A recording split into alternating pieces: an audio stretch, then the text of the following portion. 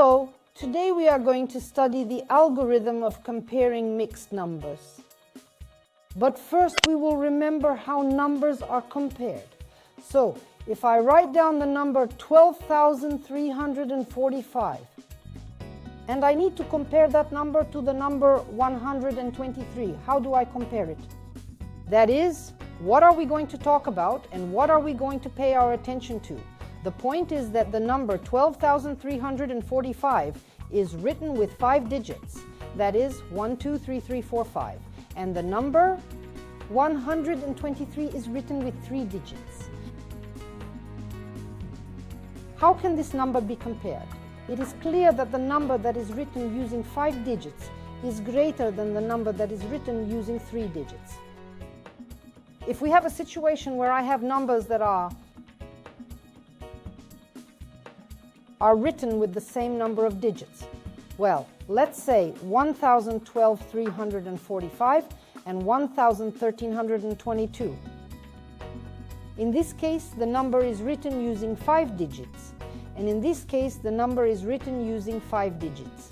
I am sure you have already compared these numbers and said that the number 1,012,345 is less than the number 1,1322.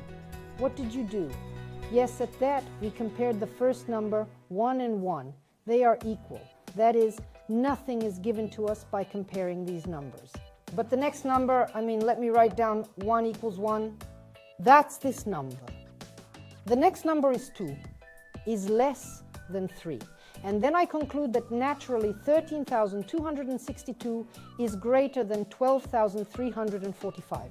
In the same way, mixed numbers are also compared. That is, if I write down, let us say 131 whole and 2/6, I will compare 6 whole, 2/5. What will I do? Yes, first of all, I will compare this whole part. I will not pay attention to the fractional part. I will compare the whole part. And what will I see in this case? Well, of course, 131 is greater than 6. 131 is greater than 6. So I boldly put the greater sign. So, in order to compare mixed numbers, I first of all need to compare the whole part. And if the integer part of one fractional number is greater than the integer part of another fractional number, I put the corresponding sign. Let's look at the following example. 131 whole numbers, and 1/3 and 131 whole and 1/2. What is happening in this case? The point is that comparing whole parts, I can't put an inequality sign because 131 equals 131, and let's write that down. Therefore, I have to compare fractional parts, that is, I compare 1/3 and 1/2. And using the rule of comparing fractional numbers with the same numerator, I can say with certainty that 1/2 is greater than 1/3. Then I conclude that 131 whole and 1/3 is less than 131 whole and 1/2. This is the way we have to apply in order to compare mixed numbers. Now, let's take another example. Let's look at 6 integers. 1/5 and 6 whole numbers, let's say 2/3. Let's compare these mixed numbers. What do? I'm comparing the whole part. Already I'm not going to write that 6 equals 6. Therefore, I have to compare the fractional parts, that is 1/5 and 2/3. What do I have to do for that? Yes, to bring to the common denominator. Again, the least common multiple of 5. And 3 is 15. And therefore, an additional 3 and an additional 5. That gives me the following numbers. And let us write down immediately as a mixed number.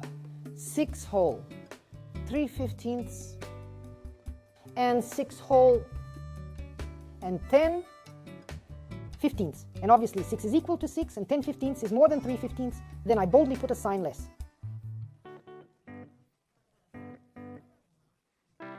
So this is how mixed numbers are compared. Although when comparing mixed numbers, we can also use another way. We can convert to improper fractions. So, I'm going to put 6.1/5 here. That's 31/5 and 6.2/3. And I'll convert that to an improper fraction.